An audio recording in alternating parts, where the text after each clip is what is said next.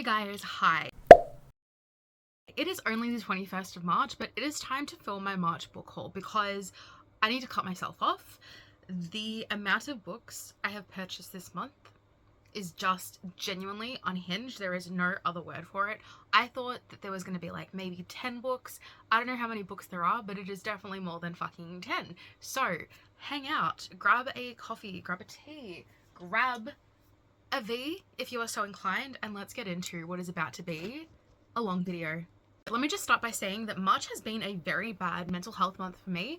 I've been going through some stuff, so yeah, things are just a bit tough right now. And when things are tough mentally, I find comfort in purchasing new books because books bring me comfort and happiness. But financially, I do have plans to put myself on a book buying ban basically as soon as this video is finished. So let's get through all the books I have purchased, received in the mail from pre-orders, all of that this month. I have divided them into some categories. So first I'm going to go through special editions, then I'm going to go through books that are new releases that I purchased brand new, books that aren't new releases that I've purchased brand new, and books that I have purchased secondhand. Let's get into it with my special editions first. So first we have The Fallen and the Kiss of Dusk by Carissa Broadbent. This is the sprayed edges hardcover. I have the first 3 books of the series. Can you see those ones there? Yeah, I have the first 3 books in the series, and I haven't actually read any of the books in the series, but when this one came out, I don't know if it's because I was just not a fan of this sprayed edge design, but I thought, Steph, girl, do not spend $39 on the hardcover special edition of a book that like you haven't started, in a series you haven't started. So I didn't purchase it for, a couple of months, but I did go to Kmart a few weeks ago and it was half price. It was $20. And I thought, well, shit, it's on clearance, it's $20, I may as well get it because I will never find a hardcover with sprayed edges this cheap again in my life. So purchased this one. And the only other special edition that I purchased this month was actually a pre-order of Throne of Nightmares by Carrie Maniscalco. So this is the 3rd book in the Princes of Sins series. And I've so far got the Barnes & Noble exclusives for this series, so I wanted to keep it up. I also managed to snag myself a signed edition. So, yeah. Barnes & Noble had a bunch of special editions, and I actually managed to pre-order one before they sold out. And they sold out pretty quickly, so I got this with like some really good timing. Have not read the series yet, but that is okay because I love Carrie Maniscalco, so I know I will read this one day. These are the only 2 special editions I purchased this month. Okay, let's jump into the new releases. These are books that came out, within the last 3 or 4 months. Most of these are 2026 releases. And yeah, these are books that were on my TBR either as soon as they were announced or as soon as I found out about them and that I was eagerly anticipating the releases of. Have I read any of these books? No. One day we will though. So let's start with let's just start with this one. So I have now read the first 3 books in the series. I wasn't going to purchase this book until I'd read the other books in the series, which I did write for the first time ever. It is the 4th book in the Walker Siblings series. It's called In Your Dreams by Sarah Adams. The first 3 books in this series have been really, really cute, wholesome, like warm hug romances. So I knew that I really wanted to get this one. Like I said, I did wait until I'd read the rest of the series. That is something I'm going to need to start doing more. But this follows the last sibling, Madison. I think she's trying to make it as a chef in New York City, but her childhood friend back in her small hometown has been harboring feelings for years. So something's going to happen there. Next we have It's Not Her by Mary Kubica. I've only ever read one other Mary Kubica book, which was somewhere on my shelves. Look, Woman Missing. I really, really enjoyed that, but I wasn't in the market for a new favorite author at the time, so I read it, I enjoyed it, I didn't think about this author anymore, and then this book was released. Wasn't interested in it, but then I did a little bit of research, and this is actually based on a true crime case that I've always found quite interesting. I do not know the name. There's something Cabin Murders. I'm pretty sure it was set at a cabin, the Ketty Cabin. I'll insert the name if I remember. Basically this follows a woman whose family's on a vacation and there is 2 dead bodies, 1 missing person, and 1 person asleep upstairs who did not hear a single thing about the murder. Sign me up, I'm intrigued. Then we have Superfan by Jenny Tinkow Zhang. This is basically, I think, a bit of a deep dive into the the bonds, the relationships, the unhealthy ties that celebrities and fans have with each other. So we are following our main character, Minnie. She is lonely, doesn't feel like anyone sees her, but she's obsessed with this boy band inspired by K-pop bands, and she loves her favorite member, Halo, and just wants to be noticed by him. Meanwhile, Halo is not one of those celebrities that shies away from his fans. He loves the attention. He feeds on the attention. They have like this symbiotic relationship, and I'm not sure if this is like going into a thriller territory, going into a romance territory, a mix of both, if it's just like a literary commentary, but I'm very excited to read this one. Then we have The Exes by Leodora Darlington. Longest of stories short, I'm pretty sure this is just about a woman who's essentially killed every boyfriend she's had, or every boyfriend after they've broken up, and now she has a new boyfriend and she just really doesn't want to kill him. It kind of reminds me of My Sister the Serial Killer, if it was told from the sister's POV. And it is quite a chunky boy, so again, very excited to get into that one. Next, I have got a book that I really didn't think I was going to pick up. This book, okay, follows a woman whose grandmother dies and leaves her a decrepit old VHS video store, and our main character Rhea decides she's going to move to this small town, renovate this video shop and turn it into a bookshop. And while she's there, she finds out that she's also inherited something else from her grandma, and that is magic. She's inherited magical powers.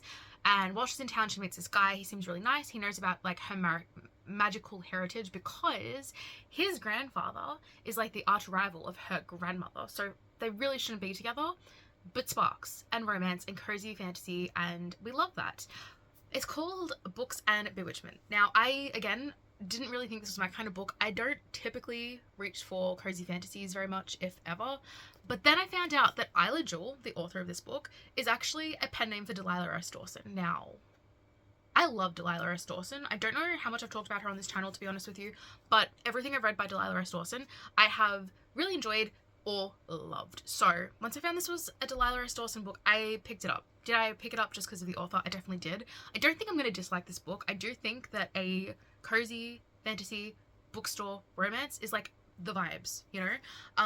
But I wouldn't have picked it up if not for Delilah's name being on this book, so I had to pick up that one. Moving on, I picked up Tradwife by Saratoga Schaefer. This book follows a woman who is trying to be the ideal tradwife, you know? The only thing is that she's not a mother, and she feels like that's what's missing from her equation, and she desperately wants to get pregnant, and something happens. She goes to a wishing well, makes a wish, then she realizes that she might be pregnant, but this pregnancy is progressing very quickly and making her feel ill. There's some sort of technological element to this. I think she might go viral. Yes, she goes viral. So yeah, interesting. I have an idea of potentially doing a reading vlog all about mothers, so reading Rosemary's Baby, The Good Place of Bad Mothers, is that what that book is called? A bunch of mother horrors and thrillers. It's just an idea, but I think it could be interesting, and this book would be making it onto that list. Next I have Greedy by Kelly Kazumi. This, first of all, can we just this is such a fun horror cover. It's pink and green. It is not what I would consider a typical horror cover, but look how fun this is. Now, this follows a man who's in a bit of trouble. He owes a lot of bad people a lot of money, and he decides to take this job as a reclusive billionaire's private chef. Except this billionaire, she has very specific tastes, and every time he makes her the best dish he's ever cooked, she's good, but I want more. I think this is going to be a cannibal book, which is great because I'm also considering doing a reading vlog all about cannibal books. Yeah, I don't know, man. I tend to gravitate towards similar books, similar tropes, similar horror genres and subgenres, and they just make me want to read all these books together. Anyways, next we have He's the Devil by Toby Coventry. This book is so random. I had never heard of this book. I was on the QBD website looking at upcoming releases, and I saw this cover, and I thought, this cover is just beautiful but also camp. You know, it's kind of like RuPaul's Drag Race meets Late Night with the Devil. That's the energy I get from this. Maybe with a drop of History of Fear by Luke Dumas. Anyway, this follows our main character, Simon. Simon is looking for a new roommate, and he finds a new roommate in the form of Massimo, who is attractive and funny, and like everything seems perfect. Except when Massimo moves in, I think something else comes with him. I think it might be a demon. I think he might be the devil.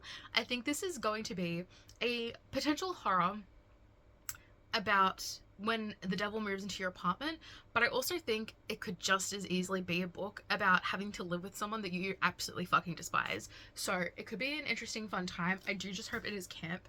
That's all I'm looking for. Just some camp, some light, good times. And the last new release I purchased, I actually bought just the other day, literally 2 days ago with my parents. Now, this book online said, well, this book didn't say anything. I went online to see if my local Big W had this book in stock.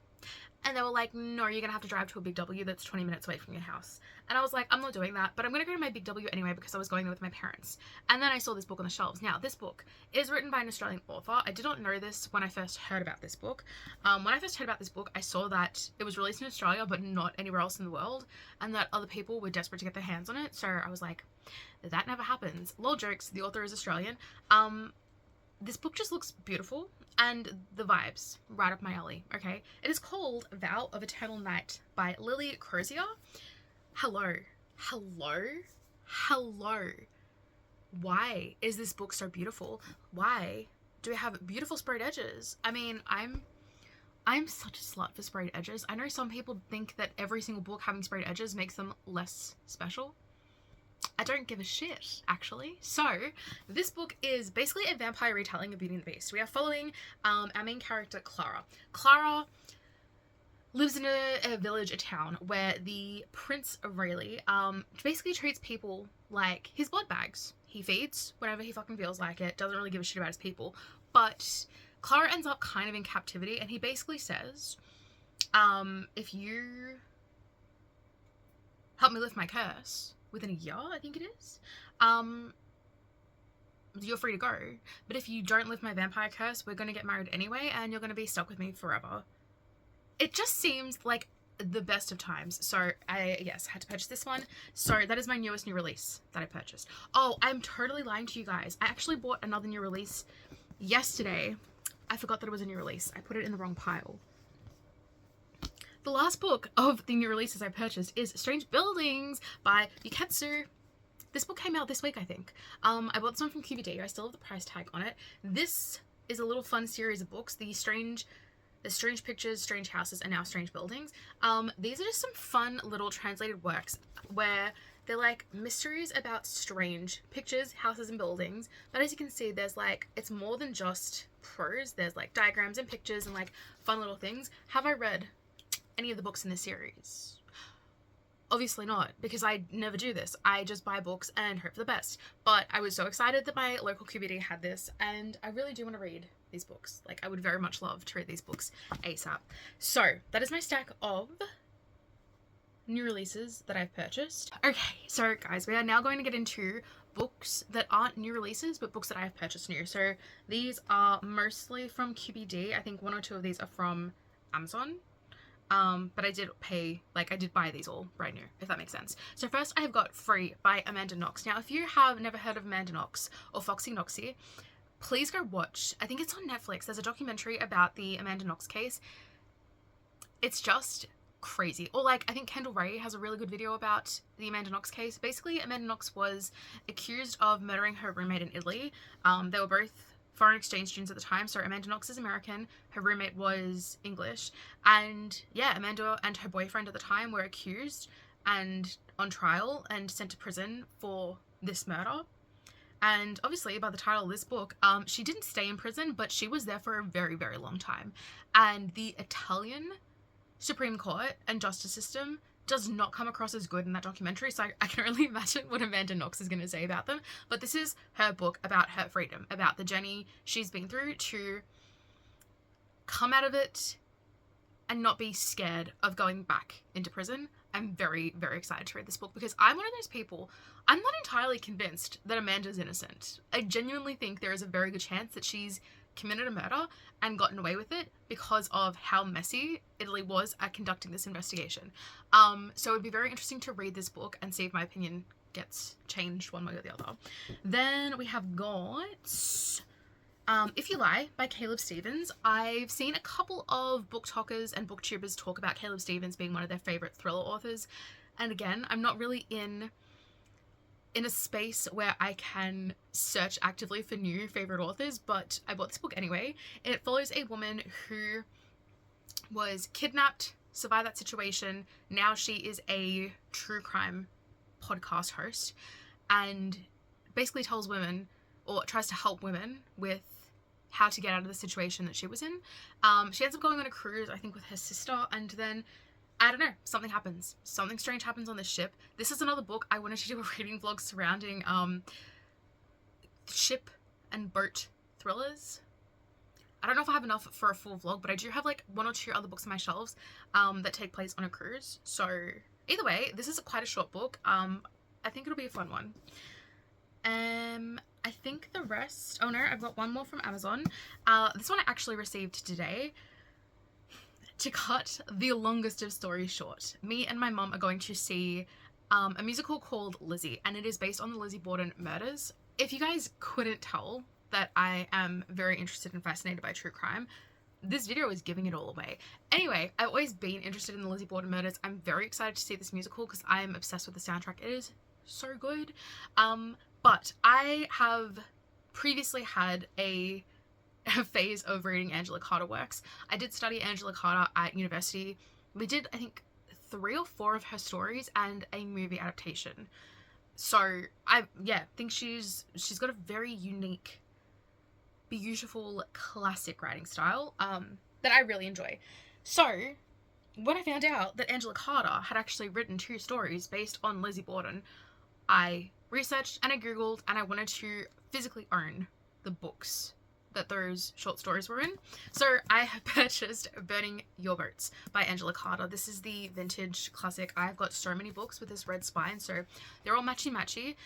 This is what I call a collection of her collections. So within this we have got her early works, we've got Fireworks, we've got The Bloody Chamber, Black Venus, American Ghosts and Old World Wonders, and Uncollected Stories. So it is a bit frustrating that I already own the Bloody Chamber collection, and now that collection is also in this collection, but it's fine. I have physical copies of my Lizzie Borden stories, which is really all that matters to me at this particular time in my life. The next 4 books I purchased from QBD. So these 2 I bought on the same visit. We have got Exquisite Corpse by Poppy Z. Bright. This is about either 2 serial killers or 2 cannibals that get together. Gay romance, horror. I'm sure this is going to be disgusting, but I've also heard a lot of people say that it seems. I've also heard a lot of people say that this book reads like an edgy 13-year-old's wet dream. That's okay with me. I'm okay with this vibe. I'm okay with this energy. The only thing I hate about this book is the fucking cover design. I think this is one of the ugliest covers, genuinely, I have ever seen in a book. I fucking hate it. But this cover is the most common and the least expensive. Like, if I wanted to get a different cover, it is significantly more expensive. So, you know, this is one of those times where I'm just gonna go with the ugly cover. And the other book I purchased on that same trip is Bones and All by Camille DeAngelis. Now, not that she'll ever see this video, but I worked with this lovely, beautiful girl at my last job. We're still besties. I still see her like semi-frequently. And we used to always give each other movie recommendations, specifically like horrors and thrillers. And at one point she said that she'd watched a movie called Bones and All with her mum, and she thought that I'd really like it. She wanted to get my opinion on it, but she knew that there was a book. And she was like, you're probably going to want to read the book before you see the movie. And I was like, you are definitely fucking right. Now, that conversation happened about 3 years ago, but every time I go to QBD, I see Bones and All. And every time I see it, I'm reminded of this beautiful co-worker. And, you know, this time I'd already purchased this, which I'm pretty sure is about cannibalism. So I was like, why not buy the other book about cannibalism? This follows a teenage cannibal who's rejected by her family, is forced to live on the streets, meets a guy who's apparently Timothy Chalamet in the movie, if that matters to you, and romance, but drama. So I don't know, but it's honestly not the worst cover for a movie cover. Like, I don't mind this as much as like People's Faces. So I bought this and I'm very excited to read it. The last 2 books in this little category I've made for myself are ones that I actually purchased last night. So I went to QBD to find Strange Buildings, and then while I was there, this lovely woman, she's honestly one of my bestest friends because I see her literally every week. Don't know her name, but every time I go to QBD, she's working. She came up to me and my brother and she was like, hey, just so you guys know that if you spend $60, we'll give you a $10 voucher off your next purchase. And as someone who goes to QBD all the time and already spends money there, like, why wouldn't I spend $60? You know, I was only there to spend that $28 on Strange Buildings, but fuck it, let's see if there's anything else I want. So I found another book I've been wanting for a while, which they didn't have last time I was there, but they had this time, so I picked it up. It is called The Memory Police by Yoko Agawa. This is very reminiscent of the themes of 1984 from what I've heard. It is set in, like, maybe a dystopian Japan, where the memory police can literally wipe people's memories of things. Like, the memory police can decide one day that birds no longer exist, and then people just forget that birds ever existed. Very dystopian, very, like, totalitarian government. Is that the right word? I hope so. And my brother has been, like, recommending I read this because I think he started it and he said, I think you'll like it. So we've kind of been on the lookout for it at this QBD, but the last few times we've gone there, we haven't seen it in stock, but they had it yesterday. So I had picked up Strange Buildings for like $28, then I picked this up for $25, right? And according to my calculations, I would be losing money if I didn't try and get over the $60 mark. You know what I mean? So then I went to their, like, 50% off section. So my QBD, without fail, will always have 2 massive bins full of books that are 50% off the recommended retail price. And because I was so close to the $60 mark to get my $10 voucher, I went to the 50% section, 50% off section, and I found this book. Now, I own another book by this author, which I haven't read. This is Promising Young Women by Carolyn Donahue. Now, this is the author of The Rachel Incident, which I have sitting beside my bed, that I really want to read. I love this cover and I love this title. And this follows a woman named Jane who's, like, been freshly dumped, isn't really loving her job, but then she gets drunk at her work's Christmas party and she basically sleeps with her boss. And they start up an affair. She becomes the other woman and things start to crumble around her, and then she realizes she's not the first person that her boss has had, rather not the first employee that her boss has had an affair with. And I think she kind of tries to become like a mother hen and tries to protect other females that may fall victim to this situation. Again, looks cute, why the fuck not? It was originally $23, but I got it for 15% off, so I only paid, what, $11.50. So very excited to have that book. Now, this is books that I purchased secondhand this month, so let's just jump into it. First, we have got Remarkably Bright Creatures by Shelby Van Pelt. This is, I think, the only book I purchased at Savers this month. I didn't go to Savers as much as I usually would, just because I haven't had the best luck there lately. So I picked up this one. I think it was about $4. This is told partly from the perspective of an octopus. This octopus is not only aware of humans, this octopus is trying to help solve the disappearance of his new human friend's son, who's been missing for 30 years. So, I mean, if nothing else, it sounds like a very interesting premise. Next, I have got There Is No Anti-Memetics Division by Quantum. Now, this book became a running joke between me and my brother. I actually had this picked up at one point at QBD and said to him, I want to buy this. And he kind of was like, oh, like, you know, you can just, like, read it online. Like, it was originally published online for free. And because I'm a little sassy queen and a little drama queen, I was like, okay, well, I'm never going to read it then. And every time we went to QBD or went shopping and we saw this book, he was like, can I just buy it for you so you can read it? And every time I was like, no, I told you, I'm never reading that book.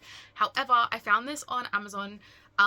It was a warehouse return. It's a hardcover. The damage that they said was acceptable, like, this book was in acceptable condition, so not like very good condition, not like new, not good. This was acceptable. Was this tiny amount of damage to the dust jacket? Make it make sense. I actually read this book this month, and without getting too into it, because this is not a wrap-up video, this is a haul video, it started so good. I purchased it when I was probably like 50 pages in because it was so good. I had the audiobook from my library, I should emphasize.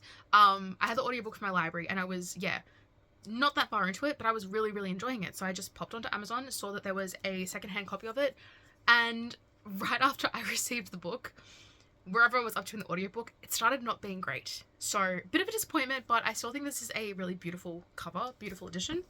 Another Amazon warehouse return I purchased is Whistle by Linwood Barclay, a booktuber I used to follow. Like, genuinely brought this book up in every single video for like a year. I don't know much about it except for like a haunted toy train, possibly. Like, a mum and her son move into a new house and he finds a toy train there, and evil, possessed, haunted, I don't know. The damage on this one, as you can see, is just this corner, but it was like more than 50% off the original price, so I actually don't give a shit that the corner is damaged. Now, let me also rewind for 2 seconds and emphasize that I don't care about damage to books that I'm going into knowing they're secondhand, if that makes sense. Just because that's relevant for the next book I'm about to show you guys.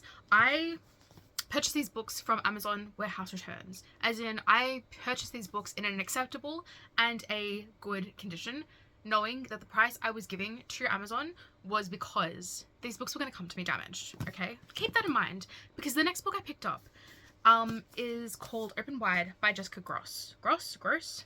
Couldn't tell you. This book I purchased brand new, okay?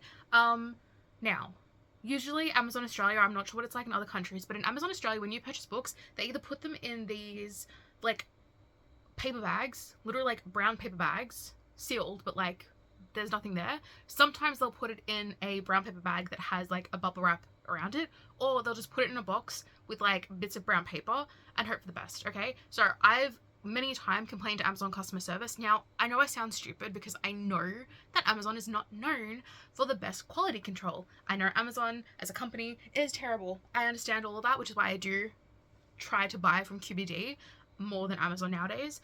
But despite all that, I'm very much that bitch that if I've received a book that I purchased brand new and it comes in a damaged package and it's damaged on the inside, I will message customer service at Amazon and say, this is not fucking acceptable. Change your practices because I'm sick of getting damaged books from you guys. I'm that bitch, okay? So, let's rewind it. When you purchase from Amazon warehouse returns, so for example, these 2 books, they come in the brown box or the brown paper bag, but they also, like, the actual books themselves come in a clear plastic bag that has, like, a barcode on it. Not the barcode of the book, but the barcode of, like, the item that has been returned, if that makes sense, okay?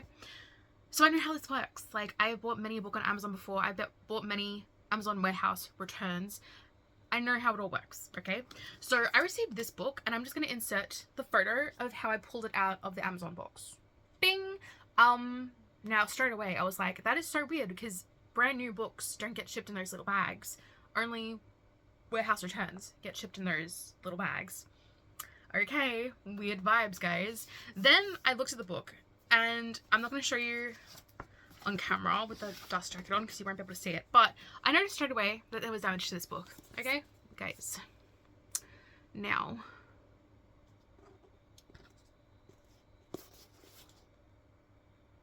like, that isn't just, like, a little scratch. That is fully, like, indented.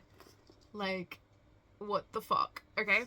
Now, like I said, when I buy a book secondhand and it comes with damage like that, oh, there's also some damage on the inside dust jacket, some creasing as well.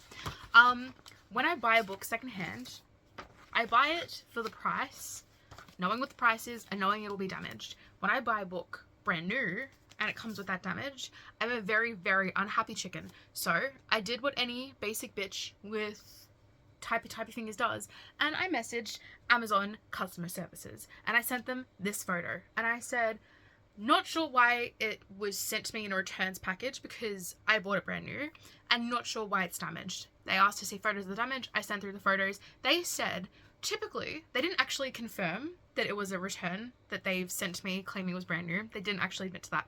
What they said was, in this situation, we would typically ask you to send us the damaged book, like send it back to us, and then we would either reissue a refund or resend a brand new copy. But in this case, because you're such a good customer, I'm willing to give you a Amazon gift card that's the same price as the item you purchased. So, they did right the wrong, okay? I'm not complaining about that. I still have the book. I got a gift card. Like, I'm very happy. Like, they appeased me as a customer. I think they did the right thing. This is not the first time that this exact situation has happened to me. There have been so many times now, probably 3 or 4, which isn't so many, but it's more than once, where a brand new book I purchased at full price, usually hardcovers, has come in one of those little return plastic bags and has come with damage. So this was a whole ordeal. Basically, this book is about a woman who I'm pretty sure is so obsessed with her boyfriend, like so in love with him, just wants to crawl under his skin. So she kind of does. Like, she literally crawls into his body when he's asleep. I don't know, man. It sounds like weird shit that is right up my alley. So, yeah. The next group of books I purchased from World of Books. World of Books is, I think, the UK and Australian equivalent of Thrift Books. I don't think they're different companies. I think they're all under the same umbrella. But anyway, I do like World of Books. Typically, World of Books books are in pretty good condition and significantly cheaper than they are on Amazon. Even just with some of these books sitting in front of me now, I know I saved at least $70 or $80 buying them from World of Books than if I had bought them brand new from Amazon. Let's get into them. First, we have got The Hotel by Daisy Johnson. This is a short story collection surrounding this hotel where it is bigger on the inside than the outside, where doors disappear and windows disappear and they reappear in the wrong places, and it just kind of sounds like the weird horror shit that I love. So I've picked this up. I'm very excited to read it. I think it'll be either a fun little book to read in between longer works, or possibly like an amazing book to read in Spooktober as like a little palette cleanser between other books. Moving on, I then picked up Living Dead Girl by Elizabeth Scott. This follows a girl who has been kidnapped and held captive by her captor for I think 5 or 6 years, until one day he basically says, I need you to find my next victim because you are getting old and I'm no longer attracted to you. It sounds fucked up. It is a tiny little book. I've heard this described as obviously quite disturbing. I don't really see how this is going to like, I can't imagine it's going to affect me because I've read other books by Elizabeth Scott and they're usually like lighthearted YA. So I don't know how this is going to go. Again, it's super short though. I could probably read this tonight. Do I want to read it tonight? Maybe I'll read it tonight. We'll see how we go. The next one I picked up is Cuckoo by Gretchen Felker Martin. I already own, is it Manhunter? What the fuck is the first book called? The other book by this author. Manhunt. God, I'm an idiot. This is her follow-up novel. I think this is about a conversion camp and what happens like 16 years after the fact with the same people. I have not read Manhunt. I really want to read them both. I was going to do, surprise, surprise, a reading vlog about all the trans horror that I have on my shelves. So this would be added to that vlog if I ever do it. Next we have got Cursed Bread by Sophie McIntosh. I actually did read read this book this month. So look at me kicking fucking goals. This book was beautiful. It was beautiful. It was horrific. And it was just so interesting. It's like a book about obsession and how everything can fall apart around you when you're not paying attention to it, and it all sort of hitting you at once. It's just a cute little book. It follows our main character and her husband. He's a baker, she's a baker's wife. They live in a small French village, and then one day an American couple moves into town and they fucking shake things up, and it's very disturbing, but it was written so beautifully that I devoured this book like an aged cheddar, like a beautifully aged cheese, you know? Next, I picked up Those Empty Eyes by Charlie Donnelly. This is another thriller author that quite a few of the people I subscribe to have recommended. This book follows a girl who was accused of butchering her entire family because a lot of people were like, whenever you look into those empty eyes, you can tell that she did it. But she was never convicted. And then years later, I don't know, I think there's sexual assaults and cover-ups going on a college campus, and our girlie gets involved and tries to help solve the crime, possibly. It kind of sounds like what I wanted Dark Places by Gillian Flynn to be, so I'm very excited. Next, we have got Pet by Catherine Chigi. This was recommended by one of my queens on TikTok, whose name? Oh, Bridget. By Bridget. This was a Valentine's Day recommendation because she recommended books about obsession. This follows a girl who wants to be like a teacher's pet, basically. I think it follows them at the time when this girl is in her teacher's class, and then some, I don't know, 30 years later. So, don't actually know what happens in it. Like, I don't know what the plot is. I just know it is about a weird student obsessed with her teacher. And the last one I got from all the books is called Lucky Night by Eliza Kennedy. I watched Frankie review this one, and the way he described it, I was so intrigued, so interested that I wanted to read it for myself. This follows a couple. They are having an affair, and while they're in this hotel, they're like secret little hotel getaway. The hotel gets set on fire, and there's like news crews and cameras and firemen and all this sort of shit happening outside, and they are both shitting themselves thinking, if we escape this fire and end up on the news, both of our partners are going to wonder what the fuck we were doing here together. It just sounds fun, interesting, terrible, but like fun, you know? And the last two books that I bought secondhand this month, I bought from Depop. Not going to get into the issues I had with the seller. We're moving on. We're not focusing in on things that make me angry.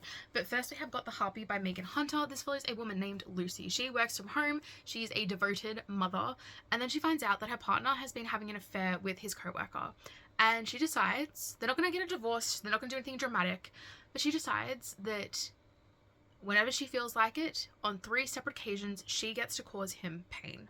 I don't know if this is emotional pain or physical pain. I don't know if it's like, you know, a month down the track, she can shoot him in the foot, and then a year later, she can take a hammer to his elbow in the middle of the night, or if it's like she gets to emotionally fuck him up. I don't know, but I'm very intrigued, and I really love this cover. It's very cool.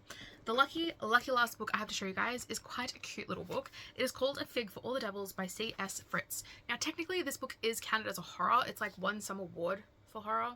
But this is basically about a person named Sunny. I don't know if he's a child or a teenager, but basically Sunny has had a really hard life. He's kind of fucking done with it. Like, he's over the bullshit.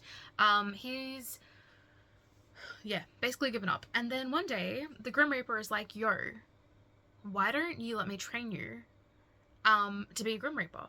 I'll train you, we'll work together, it'll be lit. That's all I know about this book, but it is like a very cute little book, so I'm also really excited to read that.